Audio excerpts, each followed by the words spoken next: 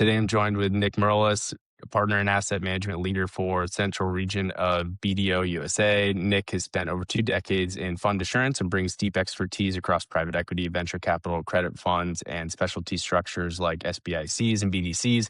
He's a frequent speaker at industry conferences and serves on the advisory board for the Private Equity CFO Association. Nick, thanks for joining us today. Yeah, thanks for having me. Awesome. Well, before we dive in, why don't you tell us a little bit about your path to leading BDO's asset management practice? What drew you to this space? Yeah, no, thanks. So I joined BDO back in 2016, and really was brought in with the mindset that we had to start from ground zero. I worked for one of BDO's competitors at the time, and BDO had zero asset management depth, and they knew that it was a growing industry, particularly with private equity and the rise of a lot of the investment managers in the central region. We really, I was brought in to establish an asset management practice, and tasked not only with bringing developing a roster of clients, but also a roster of individuals who worked in the space. So it's been, going on 10 years here now, and I have a very well cultured and very deep practice here out of Chicago, but serving the entire central region. Yeah. Well, I'm going to take you way back to the very basics. You have a extreme experience in this space, but I'm going to ask you to explain sort of your role in the fund ecosystem to folks who are newer or don't have as good of an understanding. So could you just take a second to explain, generally speaking, audit firms talk about what is the role they play for fund managers? How do you work together? What's really the role of an auditor and what's the main sort of goal? Yeah. So, the fund auditors play a real pivotal role, obviously validating the financial statements that our fund clients are issuing. But what we try to do is really embrace it and take it a step further and try to be a trusted advisor, not only with helping our clients account for and understand transactionally how to account for various elements of what they're doing, but also to be there. We go hand in hand with our tax counterparts, and together really try to serve as a trusted advisor, a financial advisor for our clients. So it's, some tend to view it as more of a once a year validation of financial statements, but I'd like to think that we play a pretty pivotal role in helping our clients navigate through all the financial complexities that exist within the industry. Got it. Can you tell us a little bit about the team structure? So when you're working on an engagement that you lead, you're the primary contact for a given client. You must be supported by teams. What does that generally look like? What's the roster of folks that might support them generally?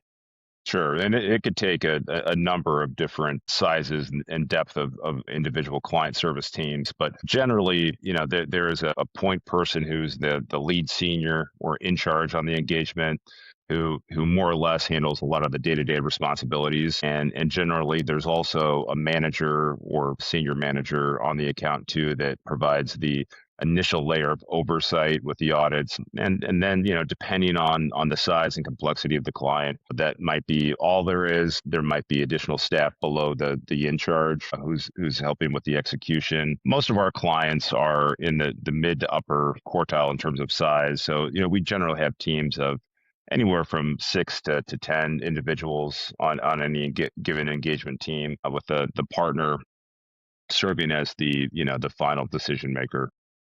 That makes a lot of sense. And you and your teams work across many different fund types, right? Across private equity, hedge funds, venture capital, SBICs, and BDCs, correct?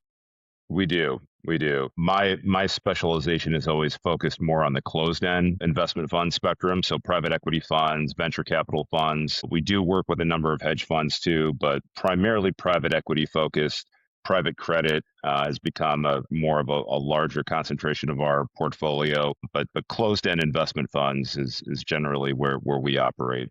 Got it. This is sort of an assumption of mine. I would imagine on the closed end space, is it fair to say on one side of the spectrum of complexity is, I would say, like venture capital in my mind might be simpler, and the other end of the spectrum is like a credit fund that's got a lot of holdings. Can you talk to us about the differences of like the work that it takes to prepare an audit and go through an audit for simple versus a complex fund?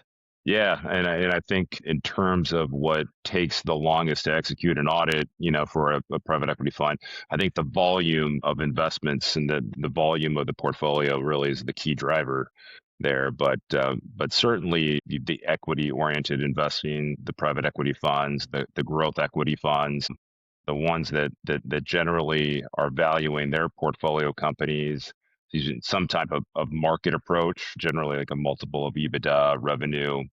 Those generally take a little bit longer for us to audit versus, say, a credit fund that might just be using a simple DCF based on the terms of their debt instruments. Great. I'm totally off then. Like that is a great way to think of it. Obviously, volume makes sense to add the complexity, but you're right. If the valuation of a credit position is formulaic and consistent across the portfolio, I guess that is generally more Yeah, easier. Is that fair to put it that way? I think it is. One of the things that we've been doing, and I think many of our competitors have been doing, is developing tools and technology to really assist the auditors in making the more formulaic modeling simple and breaking down the different components to audit it more effectively and efficiently. These tools have been very helpful. They've been, kind of built off of many of the tools that our clientele use to manage and monitor their portfolios. So, there has been this kind of increased focus on using technology. AI is really transforming the industry, really transforming the way that we do audits, and that's happening at a very rapid pace, and it's exciting too. But those tools are certainly helpful in the mission to carrying out an audit. Got it. That makes sense. So when we're working with emerging managers, very early on, if someone is maybe they've launched a fund one and maybe it's family and friends, like there are cases where it might not be audited. They might just have a small fund that's private equity, small venture capital, or whatever it may be. It might not be audited, but eventually as they grow, a large driver for the audit conversation comes from the LP ecosystem where they're going to start targeting family offices and eventually institutional investors. And that seems to be where the conversation sort of one of the things that pulls the auditor conversation into play. How would you say LPs sort of play a part in that process? And I guess, have LP expectations changed over the last decade or so? I actually be curious your response to this. And from my perspective, an audit is either sort of right or wrong, and it's Yeah. hopefully on time. So I would imagine there can't be that much variance over the last decade or so of what LPs are expecting from an audit, but I'd be curious to hear from your perspective, like what does that Yeah. entail?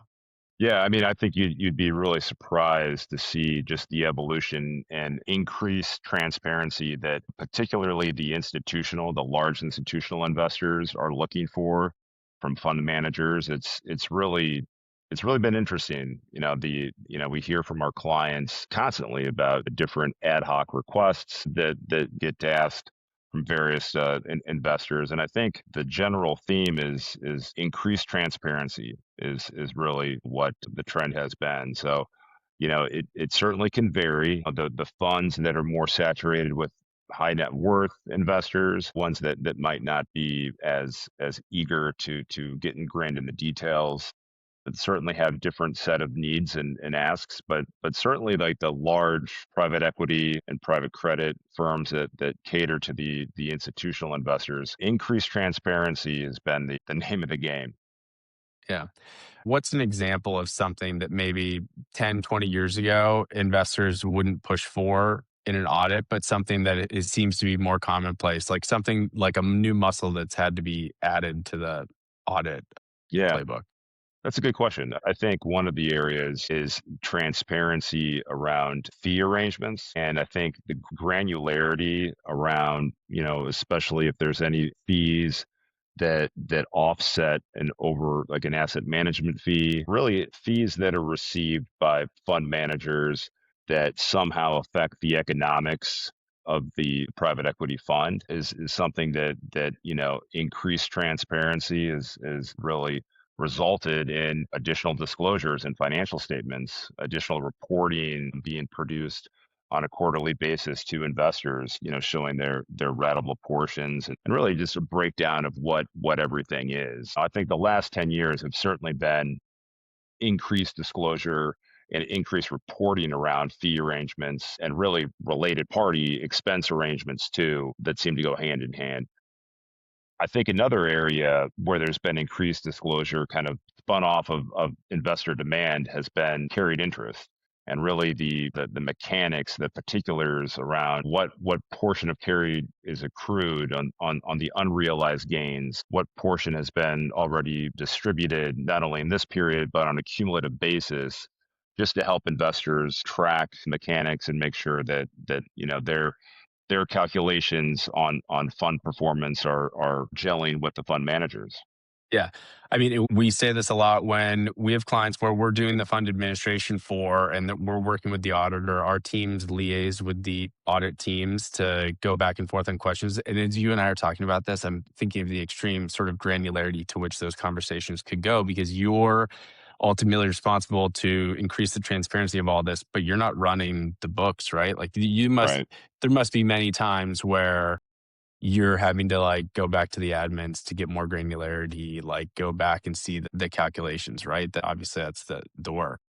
Yeah. No, that there's a lot of collaboration that exists in communication, with the fund admins. And I'd say that, the sophisticated fund administrators like your firm, like IQEQ, it's impressive how much time and attention, is spent just, staying on top, that the fund admins stay on top in front of these evolving demands. And I think, the ILPA guidelines and the ILPA templates are, a tool that's been, available to the industry to assist in that regard.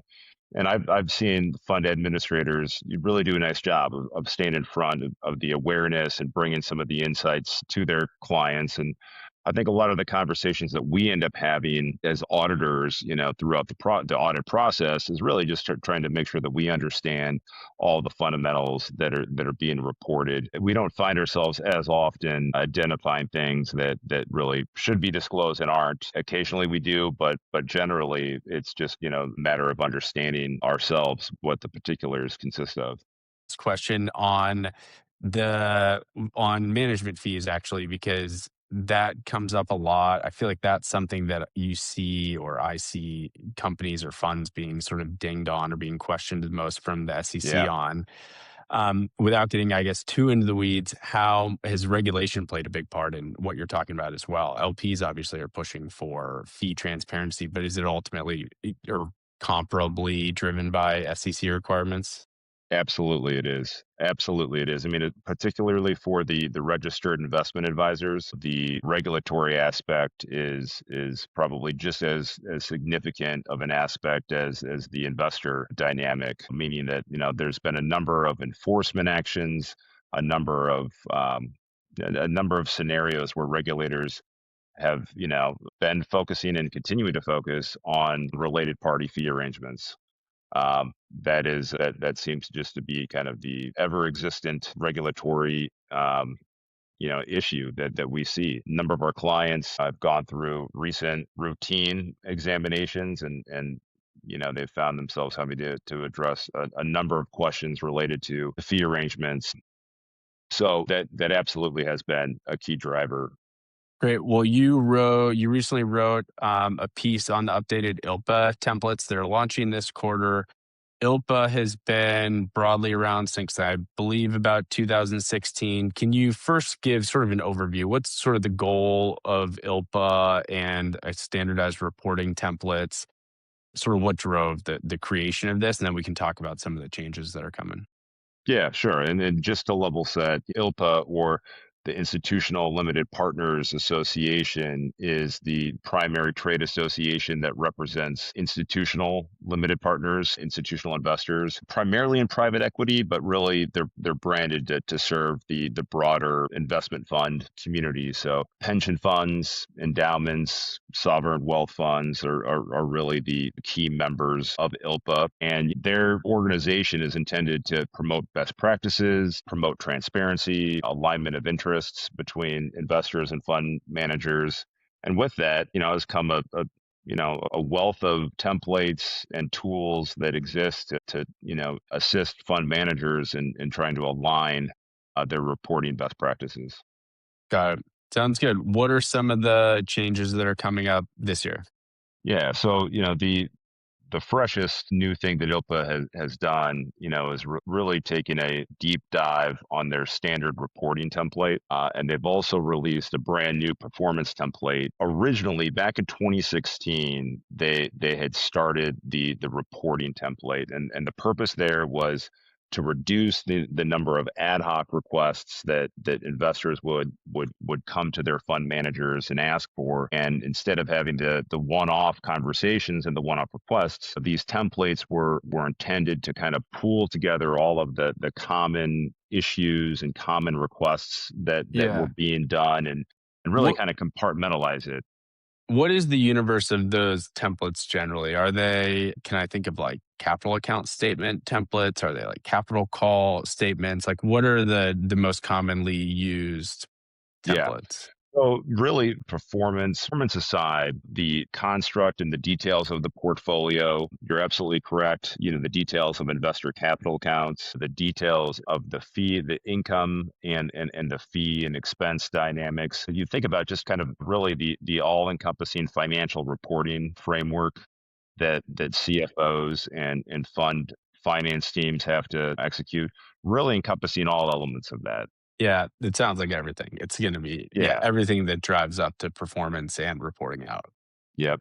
Absolutely. Yeah. So I think a key aspect of this all, these templates obviously are not mandatory, but they, I think by default almost become mandatory when fund managers, that have and cater to a large number of institutional investors, the pressure that those investors, can put on fund managers to adopt at least certain elements, if not all of the reporting templates and this, recently released performance template, it could be significant pressure. So, what ILPA is trying to do with these, not only to refresh the types of disclosure and the types of transparency that are being requested and needed by these institutional investors, but they really want these templates to become more of a gold standard best practice for the broader community. And I think to some extent that they will achieve that. There certainly is a tremendous amount of detail that is incorporated in the templates, but very thorough. And I think especially the fund managers that are looking to really kind of stay ahead of the curve and provide that transparency up front are really going to benefit from those templates. Yeah, and one part that caught my eye is the, in terms of granularity, is there, I believe a part of it is a requirement to show performance with and without the subscription line of credit facility and how that impacts returns. And for those listening not as familiar, so when these drawdown funds, private equity fund, they're going to raise however $500 million for their fund, they're going to call their capital from their investors every quarter, a couple quarters, and they're going to fund their investments. But in between then, what they might do is they might go to a bank and get essentially a revolving line of credit that's backed by the commitments of their investors, their LPs, and it's a subscription line of credit. And what they'll do is they'll be able to fund an investment and take the investment into the portfolio, and then at some time later down the line, call capital from their investors and pay back the line of credit. And what that can have the effect of doing is sort of goosing returns, or it's Yeah. the calculation is going to not have the clock for the time the capital was invested start until it's actually funded from the LPs. Hmm. And so it can sort of give an appearance of artificially inflated returns because it looks like the investment period was shorter in theory than it actually was. And so that type of granularity I think is interesting. Like this, I think that shows great level of granularity and transparency that ILPA is aiming for. Absolutely agree with that. I think it has the use of those leverage and credit facilities definitely has had an impact on performance. And really this aspect of the performance template was, intended to help investors better assess the true economic impact of using leverage and what that impact has on returns. So I think it was very well received, a well received aspect of the template. Yeah, definitely. Hmm. I've had a few conversations with CFOs that are sort of discussing implementing ILPA, and a bit of them was, or a conversation I'm recalling is sort of a like almost a tepid CFO thinking, hey, like we're going out to institutional investors. I'm a little bit worried that we're going to have to enable ILPA reporting. I guess can you talk through like what is the lift entailed from your perspective for a CFO at a fund to sort of turn this on if they haven't done it historically? What are the things that they're weighing when considering, hey, we've got our out of the box reporting that we've just built in house versus upgrading it to the full ILPA requirement? I guess can you describe that lift? How should people think about the Yeah. trade-offs and Yeah, absolutely. The funds and the fund managers that knew that they were going to have to implement all aspects of the updated reporting when the updated templates were released really probably were well aware of that months, if not quarters beforehand, and probably had ample time to prepare. The good thing about all of these templates is they're not mandatory. And I think that that trepidation that you're describing among clients is just as we've seen it too. And what we've advised clients is to just take a very steady approach. And you don't have to adopt all things all in one period, but maybe developing a calendar where incremental rollouts of different aspects of the reporting and performance template. There's no harm in doing it, even in baby steps. I think taking the time to understand exactly what is being calculated, if to what extent your fund administrator or your technology, Investran, whatever you might be using is computing, really making sure that you understand the dynamics yourself and having, your fund administrator, your auditor, and other service providers really take an active role in helping that education process prior to rolling out any aspects. The far majority of fund managers will have the time to be able to do things incrementally. And I think my guess is their investors will welcome any type of plan that moves toward the increased transparency that the templates call for. yeah. Any other changes in those performance templates that you think are interesting to highlight? I mean, I think that they incorporate a variety of things that will be helpful. I think the carried interest aspect of the reporting template is good. I mean, providing a good accounting, a detailed accounting of the carried interest amounts, whether it be accrued, earned, paid, distributed, all are critical details that investors like to track. More granularity around the partnership expenses, items that are charged back, management fees. There's a gross to net reconciliation, kind of outlining the different aspects of any offsets or fee waivers that are in place. Those are all really, important attributes too. So there's a number of what I would consider highly value add elements of the reporting template. And I think the performance template is really really remarkable. Credit to ILPA for designing this. Really gives fund managers the first ever kind of comprehensive template for reporting both fund level and investment level performance that I think the industry is really going to take note of. Yeah, that's great. Well, if I could take you a little bit to the more of the human aspect of working at a firm like yours or just generally working in the space, curious of kind of advice you have for folks who are earlier in their career, maybe in college, thinking about, would like to be in the fund space, going to be in the accounting space or sort of the back office of some point, whether it's audit or in-house at a firm. Is there any sort of advice that you would give them or things that helped you, as you navigated your career that led you here? Yeah, absolutely. I think getting exposure to many things when you're young in your career is a tremendous benefit because it really allows you to kind of laser focus on the things that you like and as well as the things that you aren't as interested in. I was lucky to be able to do that during the first few years of my career, working across not only the asset management and financial services industry, but also getting a taste of a couple different industry groups and seeing what the different nuances and complexities were. I absolutely gravitated towards private equity funds. I think it's a very interesting industry. The clients are fascinating, what they do with their portfolio companies, but in developing that specialization, having the benefit of opportunity across a variety of different spectrums, I think was very influential for my professional career. And I think I would encourage everyone to seek opportunities to get exposure to a variety of different things before you start, narrowing your focus and identifying how you want to specialize. I think even within public accounting, it's very interesting to see people who are highly engaged and enthusiastic about their careers because they like the types of clients they're working with and they find it very interesting. And then some folks aren't as interested and don't find the same enjoyment, and they go off and do other things. But there are just a tremendous amount of different opportunities and things that can be experienced just within the same firm. If you're in a service like a accounting, audit, and tax, so that would be probably the biggest set of advice that I could give the younger folks out there. Awesome. Well, that's great. Well, thanks a ton for coming on and sharing all this. We'll have to have you on Yeah, another time. I'm sure we could dive deeper into many, many other aspects of this. So thanks again, and we'll definitely have to do this again. awesome. Thanks a lot, Danny. All right. Thank you. All right.